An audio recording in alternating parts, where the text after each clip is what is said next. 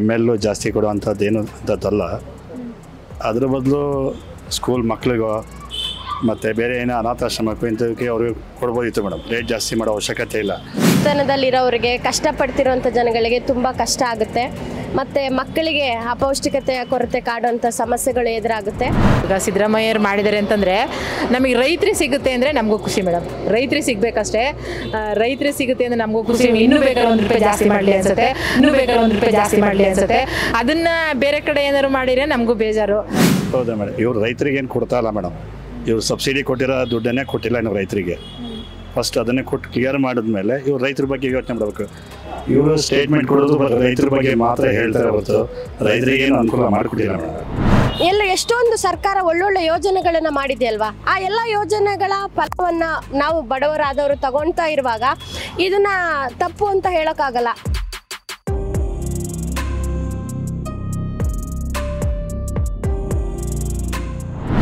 ಈಗ ಸಿದ್ದರಾಮಯ್ಯ ಅವರು ಹೇಳ್ತಿದ್ದಾರೆ ಹಾಲಿನ ಬೆಲೆನ ನಾವು ಜಾಸ್ತಿ ಮಾಡಿಲ್ಲ, 50 ml ಜಾಸ್ತಿ ಕೊಡ್ತಾ ಇದ್ದೀವಿ, ಅದಕ್ಕೆ ಪ್ರತಿರೂಪವಾಗಿ ₹2 ತಗೋತಾ ಇದ್ದೀವಿ ಅಂತ ಹೇಳ್ತಿದ್ದಾರೆ. ಏನು ಅನ್ಸುತ್ತೆ ನಿಮಗೆ? ಹಾಲು ಜನಜೀವನಕ್ಕೆ ದಿನನಿತ್ಯದಲ್ಲಿ ಒಂದು ಬಳಕೆ ಆಗುವಂಥ ವಸ್ತು ಆಗಿರೋದ್ರಿಂದ ಇದು ಬಡವರು ಶ್ರೀಮಂತರು ಯಾರು ಒಂದಲ್ಲ ಎಲ್ಲರೂ ಬಳಸಬೇಕಾಗಿರೋ ವಸ್ತು ಆಗಿರೋದ್ರಿಂದ ಇದರ ಬೆಲೆಯಲ್ಲಿ ಏರಿಕೆ ಮಾಡಿದ್ರೆ ಬಡತನದಲ್ಲಿರೋರಿಗೆ ಕಷ್ಟಪಡ್ತಿರೋಂಥ ಜನಗಳಿಗೆ ತುಂಬ ಕಷ್ಟ ಆಗುತ್ತೆ. ಮತ್ತು ಮಕ್ಕಳಿಗೆ ಅಪೌಷ್ಟಿಕತೆಯ ಕೊರತೆ ಕಾಡುವಂಥ ಸಮಸ್ಯೆಗಳು ಎದುರಾಗುತ್ತೆ. ಆದ್ದರಿಂದ ಈಗ ಪೆಟ್ರೋಲು ಡೀಸೆಲ್ಲು ಅದರಲ್ಲೆಲ್ಲ ಏರಿಕೆ ಮಾಡೋದ್ರಿಂದ ಅಂತಹ ತೊಂದರೆಗಳು ಆಗದಲ್ಲೇ ಇದ್ದರೂ ಕೂಡ ಇಂತಹ ಮೂಲ ವಸ್ತುಗಳ ಬೆಲೆಯಲ್ಲಿ ಏರಿಕೆ ಮಾಡೋದ್ರಿಂದ ಜನಜೀವನಕ್ಕೆ ತುಂಬ ಕಷ್ಟ ಆಗುತ್ತೆ ಅಂತ ಹೇಳಕ್ಕೆ ಇಷ್ಟಪಡ್ತೀನಿ. ಈಗ ಇದರ ಅವಶ್ಯಕತೆನೇ ಇರಲಿಲ್ಲ. ಜನಗಳೆಲ್ಲ ತುಂಬ ಈಗ ಬೆಲೆ ಏರಿಕೆಗಳನ್ನು ಮಾಡ್ತಾ ಇರೋದ್ರಿಂದ ಆಲ್ರೆಡಿ ತುಂಬ ತೊಂದರೆಗೆ ಒಳಗಾಗ್ತಾ ಇದ್ದಾರೆ. ಈ ಥರದ ಒಂದು 50 ml ಜಾಸ್ತಿ ಕೊಟ್ಟು ರೇಟ್ ಜಾಸ್ತಿ ಮಾಡುವಂಥ ಅವಶ್ಯಕತೆನೇ ಇರಲಿಲ್ವಲ್ಲ? ಆ ಥರ ಹೇಳ್ತಾ ಹೋಗೋಕ್ಕಾಗಲ್ಲ. ಅಂದರೆ ಜನಜೀವನ ಬದಲಾಗ್ತಾ ಹೋದಂಗೆ ನಮ್ಮ ಜೀವನದ ರೀತಿ ಬದಲಾವಣೆ ಆಗ್ತಾ ಹೋದಂಗೆ ಬೆಲೆ ಏರಿಕೆ ಕೂಡ ಸಾಮಾನ್ಯವಾಗಿ ಆಗ್ತಾ ಹೋಗುತ್ತೆ. ಆದರೆ ಯಾವ ವಸ್ತುಗೆ ಮಾಡ್ತಾ ಇದ್ದೀವಿ ಅನ್ನೋದನ್ನ ನೋಡ್ಕೊಂಡು ಮಾಡಿದ್ರೆ ಪ್ರತಿಕೂಲ ಪರಿಣಾಮಗಳು ಕಡಿಮೆ ಆಗಬಹುದೇನೋ ಅನ್ನೋದು ನನ್ನ ಅಭಿಪ್ರಾಯ. ಈಗ ಸಿದ್ದರಾಮಯ್ಯ ಅವರು ಹೇಳ್ತಿದ್ದಾರೆ ರೈತರಿಗೆ ಅನುಕೂಲ ಆಗಲಿ ಅಂತ ನಾವು ಮಾಡ್ತಾ ಇದ್ದೀವಿ, ಹೆಚ್ಚುವರಿಯಾಗಿ ಹಾಲು ಉತ್ಪಾದನೆ ಆಗ್ತಿದೆ, ಅದಕ್ಕೋಸ್ಕರ ನಾವು ಈ ಥರ ಮಾಡ್ತಿದ್ದೀವಿ ಅಂತ ಹೇಳ್ತಾ ಇದ್ದಾರೆ. ಅದ್ರ ಬಗ್ಗೆ ಏನು ಅನಿಸುತ್ತೆ ನಿಮಗೆ? ಒಂದು ದಿಸೆಯಲ್ಲಿ ನೋಡ್ತಾ ಹೋದ್ರೆ ಇದು ಕೂಡ ಸರಿ ಅಂತ ಅನಿಸುತ್ತೆ. ಯಾಕಂತ ಹೇಳಿದ್ರೆ ರೈತರಿಗಾಗಿರ್ಬೋದು ಅಥವಾ ಈ ಹೈನೋದ್ಯಮವನ್ನು ಮಾಡ್ತಿರೋವಂಥವರಿಗೆ ಬೆಳೆದಿರೋಂಥ ಬೆಳೆಗಳಿಗೆ ರೈತರಿಗೆ ಸರಿಯಾಗಿರೋ ಬೆಲೆ ಸಿಗದಲೇ ಇರುವಾಗ ಅಥವಾ ಈ ಹೈನುಗಾರಿಕೆಗೆ ಸರಿಯಾಗಿ ನಾವು ಒತ್ತು ಕೊಡದಲೇ ಇರುವಾಗ ಅಲ್ಲಿಂದ ಬಂದಿರುವಂಥ ಒಂದು ಪ್ರಾಡಕ್ಟ್ಗಳಿಗೆ ಸರಿಯಾಗಿ ಬೆಲೆ ಸಿಗದಲೇ ಅವರಿಗೆ ಅದನ್ನು ಸಾಕಾಣಿಕೆ ಮಾಡೋವಂಥವ್ರಿಗೆ ಕಷ್ಟ ಆಗ್ತಾ ಇರುತ್ತೆ.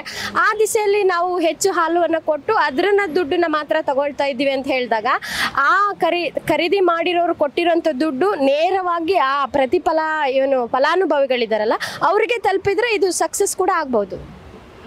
ಈ ಕಡೆ ಬಡವರಿಗೆ ತುಂಬ ತೊಂದರೆ ಆಗಲ್ವಾ ಅಂತ ಈ ಥರ ರೇಟ್ಗಳು ಜಾಸ್ತಿ ಮಾಡ್ತಾ ಹೋದರೆ? ಬಡವರಿಗೆ ತೊಂದರೆ ಆಗುತ್ತೆ, ಆದರೆ ಎಲ್ಲದರಲ್ಲೂ ಅಲ್ಲ. ಎಷ್ಟೊಂದು ಸರ್ಕಾರ ಒಳ್ಳೊಳ್ಳೆ ಯೋಜನೆಗಳನ್ನು ಮಾಡಿದೆಯಲ್ವಾ, ಆ ಎಲ್ಲ ಯೋಜನೆಗಳ ಫಲವನ್ನು ನಾವು ಬಡವರಾದವರು ತಗೊಳ್ತಾ ಇರುವಾಗ ಇದನ್ನ ತಪ್ಪು ಅಂತ ಹೇಳೋಕ್ಕಾಗಲ್ಲ. ಅಂದರೆ ಈಗ ಶಾಲೆಯಲ್ಲಿ ಮಕ್ಕಳಿಗೆ ಕ್ಷೀರಭಾಗ್ಯ ಯೋಜನೆಯನ್ನು ತಗೊಂಬಂದಿದ್ದಾರೆ. ಅಲ್ಲಿ ಎಷ್ಟೊಂದು ಒಳ್ಳೆ ಸತ್ವಪೂರ್ಣವಾದ ಆಹಾರ ಅಂದರೆ ಹಾಲನ್ನು ಮಕ್ಕಳಿಗೆ ಕೊಡ್ತಾ ಇದ್ದಾರಲ್ವಾ. ಇಲ್ಲಿ ತಗೊಂಡು ಒಂದು ಕಡೆಯಿಂದ ತಗೊಂಡು ಇನ್ನೊಂದು ಕಡೆಗೆ ಅದನ್ನು ಇನ್ವೆಸ್ಟ್ ಮಾಡಿ ಆ ಥರನೂ ನಾವು ಯೋಚನೆ ಮಾಡಬೇಕಾಗುತ್ತೆ. ಕೆಲವೊಂದು ಈಗ ಅಂತ್ಯೋದಯ ಅನ್ನ ಯೋಜನೆ ಆಗಿರ್ಬೋದು, ಬಡವರಿಗೆ ಅಕ್ಕಿನ ಕೊಡ್ತಾ ಇದ್ದಾರೆ. ಯಾರೋ ಇದ್ದವರು ಇದು ಬೇಡದಿತ್ತು ಅಂತ ಹೇಳ್ಬೋದು, ಆದರೆ ಕಡು ಬಡತನದಲ್ಲಿ ಊಟನೇ ಇಲ್ಲ ಅಂತ ಅನ್ನೋರಿಗೆ ಅದು ತುಂಬ ಒಳ್ಳೆ ಇದಾಗಿ ಅವರಿಗೆ ಕಂಡಿರ್ಬೋದು. ಆ ಥರ ಅಂದರೆ ಒಂದು ವ್ಯವಸ್ಥೆಯಲ್ಲಿ ಒಳ್ಳೇದು ಕೆಟ್ಟದ್ದು ಎರಡೂ ಇರುತ್ತೆ. ಅದನ್ನು ತುಲನೆ ಮಾಡಿ ಯಾವಾಗ ಯಾವುದಕ್ಕೆ ಜಾಸ್ತಿ ಮಾಡಬೇಕು ಯಾವುದಕ್ಕೆ ಕಡಿಮೆ ಮಾಡಬೇಕು ಅಂತ ನೋಡಿಕೊಂಡು ಸರ್ಕಾರಗಳು ಕೂಡ ನಡ್ಕೊಂಡ್ರೆ ಜನಜೀವನ ತುಂಬ ಚೆನ್ನಾಗಿರುತ್ತೆ ಅಂತ ಅನಿಸುತ್ತೆ. ಎಮ್ ಎಲ್ ಜಾಸ್ತಿ ಕೊಡುವಂಥದ್ದೇನು ಅಂಥದ್ದಲ್ಲ. ಅದ್ರ ಬದಲು ಸ್ಕೂಲ್ ಮಕ್ಕಳಿಗೋ ಮತ್ತು ಬೇರೆ ಏನೋ ಅನಾಥಾಶ್ರಮಕ್ಕೂ ಇಂಥದಕ್ಕೆ ಅವ್ರಿಗೆ ಕೊಡ್ಬೋದಿತ್ತು ಮೇಡಮ್. ರೇಟ್ ಜಾಸ್ತಿ ಮಾಡೋ ಅವಶ್ಯಕತೆ ಇಲ್ಲ. ಹಾಗಾದರೆ ಇವರು ಪೆಟ್ರೋಲು ₹3 ಜಾಸ್ತಿ ಮಾಡೋರಲ್ಲ, ಆಗ 100 ml ಜಾಸ್ತಿ ಕೊಡಲಿ, ಅವರು ಕೊಡ್ಬೋದಲ್ಲ. ಈಗ ಹಾಲನ್ನು ಮಾತ್ರ ಇವರು ಸಮರ್ಥಿಸ್ಕೊತಾ ಇದ್ದಾರೆ. ಹಾಲು ನಮ್ಮದು 50 ml ಫ್ರೀ ಎಕ್ಸ್ಟ್ರಾ ಕೊಡ್ತಾ ಇದ್ದೀವಿ, ₹2 ಮಾತ್ರ ನಾವು ಜಾಸ್ತಿನೇ ಮಾಡಿಲ್ಲ ಅಂತ ಹೇಳ್ತಾ ಇದ್ದಾರೆ.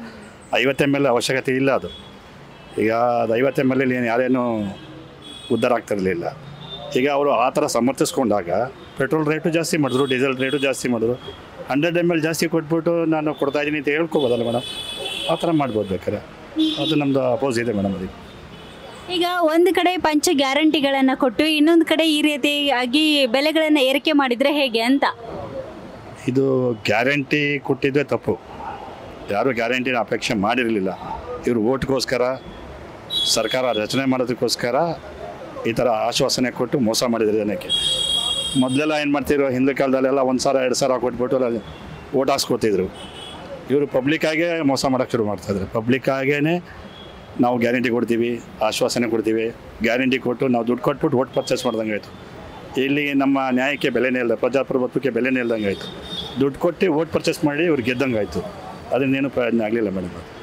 ಈಗ ಸಿದ್ದರಾಮಯ್ಯರು ಹೇಳ್ತಾರೆ, ನಾವು ರೈತರಿಗೋಸ್ಕರ ಈ ಥರ ಮಾಡ್ತಾ ಇದ್ದೀವಿ, ಹೆಚ್ಚುವರಿಯಾಗಿ ಹಾಲು ಉತ್ಪಾದನೆ ಆಗ್ತಿದೆ, ಅದನ್ನು ನಾವು ಸರಿ ಮಾಡೋಕ್ಕೋಸ್ಕರ ಈ ನಿರ್ಧಾರ ಮಾಡಿರೋದು ಅಂತ. ಆದರೆ ಜನ ಹೇಳ್ತಿದ್ದಾರೆ ಹೆಚ್ಚುವರಿಯಾಗಿ ನಮಗೆ ಹಾಲಿನ ಅವಶ್ಯಕತೆ ಇಲ್ಲ, ಮೊದಲು ಇರುವಷ್ಟು ಹಾಲೇ ನಮಗೆ ಕರೆಕ್ಟಾಗಿತ್ತು ಅಂತ. ಹೌದಾ ಮೇಡಮ್? ಇವರು ರೈತರಿಗೆ ಏನು ಕೊಡ್ತಾ ಇಲ್ಲ ಮೇಡಮ್.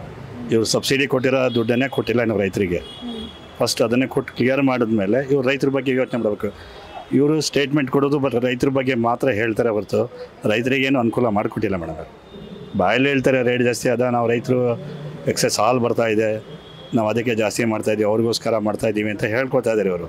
ಅದು ಹೇಳೋ ಅವಶ್ಯಕತೆ ಇರಲಿಲ್ಲ. ಅದು ರೈತರಿಗೆ ಇವರು ಸಬ್ಸಿಡಿ ದುಡ್ಡನ್ನೇ ಫಸ್ಟ್ ಕ್ಲಿಯರ್ ಮಾಡಲಿ. ಇವರಿಗೆ ಗ್ಯಾರಂಟಿ 5 ಗ್ಯಾರಂಟಿ ಕೊಟ್ಬಿಟ್ಟು ಅದಕ್ಕೆ ದುಡ್ಡು ಅಡ್ಜಸ್ಟ್ ಮಾಡೋದೇ ಕಷ್ಟ ಆಗಿದೆ ಇವಾಗ ಗ್ಯಾರಂಟಿ ಕೊಟ್ಟರು, ಕರೆಂಟು ಕೊಟ್ಟರು, ಕರೆಂಟಲ್ಲೇ ಈ ಒಂದು ಯೂನಿಟ್ಗೆಲ್ಲ ರೇಟ್ ಜಾಸ್ತಿ ಮಾಡಿದ್ರು. ಪ್ರಯೋಜನ ಏನು ಬಂತು? ಅದನ್ನು ನಾವು ಅಪೋಸ್ ಮೇಡಮ್ ಅವ್ರಿಗೆ.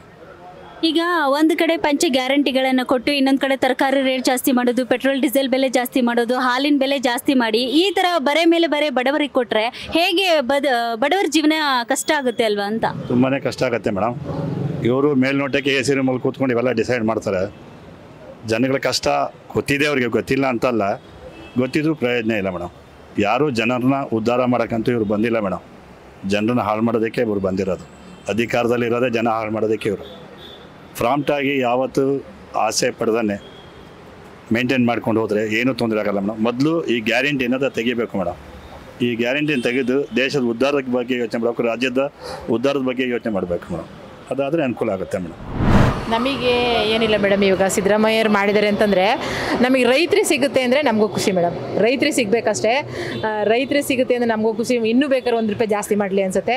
ಅದನ್ನು ಬೇರೆ ಕಡೆ ಏನಾದ್ರು ಮಾಡಿದರೆ ನಮಗೂ ಬೇಜಾರು.